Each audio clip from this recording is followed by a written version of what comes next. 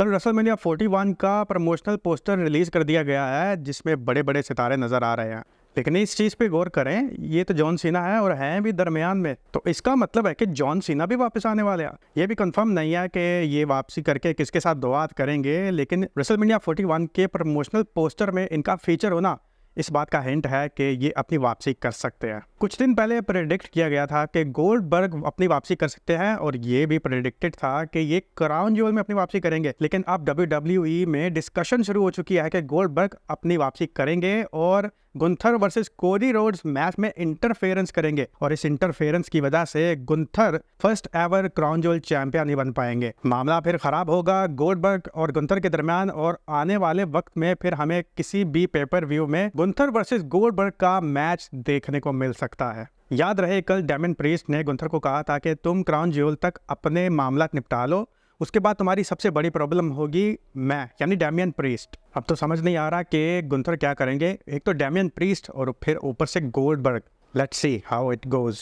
भाई, कल के वीडियो में मैंने आपको बताया था कि मंडे नाइट रॉ में जैकब फातू और ब्रॉन ब्रेकर का जो कन्फ्रंटेशन हुआ था, इसको लेके फैंस ने सोशल मीडिया पे बहुत ज़्यादा पॉजिटिव रिस्पांस दिया है। तो मैंने आपको कहा था कि शायद इस रिस्पांस को लेके WWE कुछ करेगी। तो अभी रिपोर्ट्स आ रही हैं कि फैंस की तरफ से जो पॉजिटिव रिएक्शन आया है, WWE इस सबको देखकर बहुत ज़्यादा खुश है। WWE क्रिएटिव टीम इस फ्यूड को लेके अब बहुत संजीदगी से सोच रही है। आई थिंक ये मैच रेसलमेनिया 41 में होना चाहिए। अगर तो लास्ट मैन स्टैंडिंग हो जाए तो 4 चांद लग जाएंगे। नेक्स्ट बात करेंगे कार्लितो को लेकर। कार्लितो को सोशल मीडिया पे फैंस की तरफ से बैकलैश का सामना है। आपको पता ही होगा कार्लितो का जो सेगमेंट हुआ था मंडे नाइट रॉ में। अगर तो नहीं पता तो शॉर्ट में आपको बता दूं कि इन्होंने कायरी सन और इयो स्काई को लेके एक 18+ कमेंट पास किया था। आई गोट अ लर्न चाइनीज। अब कायरी सन और इयो स्काई का बयान भी सामने आ चुका है। इन्होंने कहा है कि कार्लितो ने जो भी कहा इससे हमें कोई मसला नहीं है। ये शायद कार्लितो का पागलपन था या फिर इनकी बेवकूफ़ी। तो फैंस को मसला हो रहा है, लेकिन मेन पार्टी को ही कोई मसला नहीं। तो आई डोंट थिंक कि कार्लितो के खिलाफ अब कोई एक्शन होगा। रेसलमेनिया 41 के टिकट्स इस फ्राइडे को सेल होना शुरू हो जाएंगे, लेकिन इसकी प्री सेल कल ही शुरू हो गई थी और इस प्री सेल में फीचर हुए थे Dominik Mysterio and Liv Morgan. Liv Morgan ने एक सायरन बजाया था जो कि हाथ से चलता है और इस सायरन के बजते ही प्री सेल टिकट का ऑफिशियल स्टार्ट हुआ। भाई, इस बार तो टिकट भी काफ़ी ज़्यादा महंगे हैं जहाँ तक मुझे रिपोर्ट्स मिल रही हैं, लेकिन फैंस फिर भी इन टिकट्स को खरीदने के लिए तैयार हैं। ट्रिपल एच ने अनाउंस कर दिया है कि रेसलमेनिया 41 के टिकट्स टिकट मास्टर के ऊपर और उसके अलावा ट्रेविस कोर्ट पे अवेलेबल होंगी।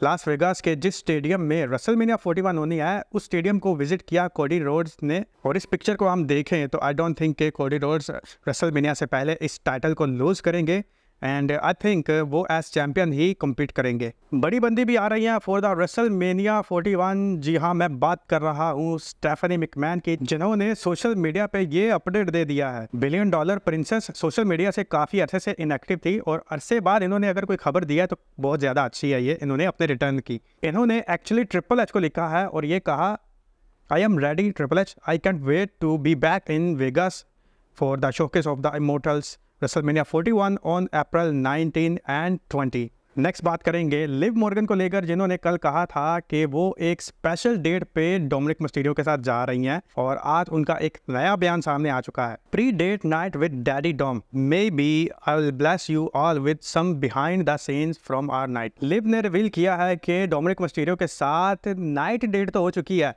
लेकिन इस नाइट डेट में जो कुछ हुआ उस सब का बिहाइंड द सीन आप सबसे शेयर करूंगी। इस सब का एक ही मकसद है, रिया रिप्ली सबको देखें और हाइपर हो। तो देखेंगे रिया रिप्ली का क्या रिएक्शन आता है इस सब को देखने के बाद। नेक्स्ट खबर है शेमस को लेकर, जो कि खुद हमें एक खबर देना चाहते हैं। शेमस ने कहा कि एक बड़ी अनाउंसमेंट आने वाली है तो तैयार रहिएगा। इनका एक्चुअल ट्वीट ये था, big announcement incoming, hold on to your, आगे ये हैट बना हुआ है। तो अभी देखना पड़ेगा कि ये ऐसा क्या अनाउंस करना चाहते हैं, कहीं रिटायरमेंट ही ना अनाउंस कर दे।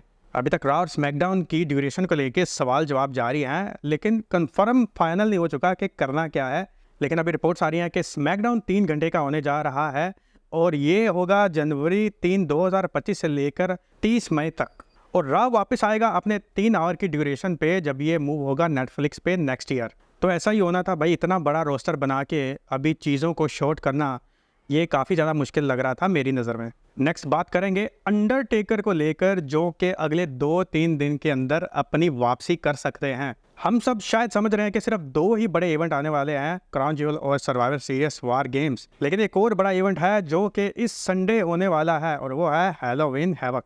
इस इवेंट का मेन इवेंट है Ethan Page versus Trick Williams for the NXT title. इसमें 2 रिटर्न हो सकते हैं, एक तो CM पंक का और दूसरा द फिनॉम द अंडरटेकर का।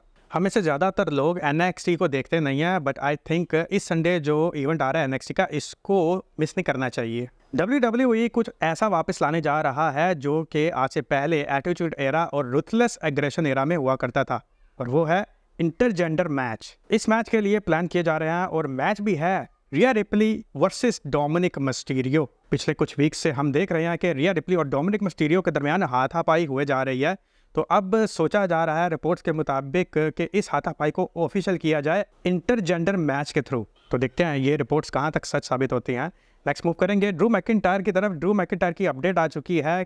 बैड ब्लड में CM पंक और ड्रू मैकिंटायर के मैच में ये स्क्रिप्ट था कि सिर्फ CM पंक की ही ब्लीडिंग होगी, लेकिन ड्रू मैकिंटायर की भी हो गई और सबको यही लगने लग गया कि ड्रू मैकिंटायर इस वजह से WWE से एब्सेंट है, लेकिन ऐसा बिल्कुल भी नहीं है। रिपोर्ट्स आ चुकी हैं कि ड्रू मैकिंटायर फैमिली में किसी डेथ की वजह से WWE से गैर हाजिर हैं। पहले तो लग रहा था कि ड्रू मैकिंटायर शायद रॉयल रंबल या फिर रेसलमेनिया के करीब अपनी वापसी करेंगे, लेकिन अभी की जो रिपोर्ट आई है इससे मुझे लग रहा है कि शायद ड्रू मैकिंटायर सबसे पहले ही वापसी कर लेंगे। तो ये था आज का वीडियो। आपकी इस सब के बारे में क्या राय है, कमेंट बॉक्स में ज़रूर शेयर कीजिए। मिलते अगले वीडियो में। सी यू नेक्स्ट टाइम।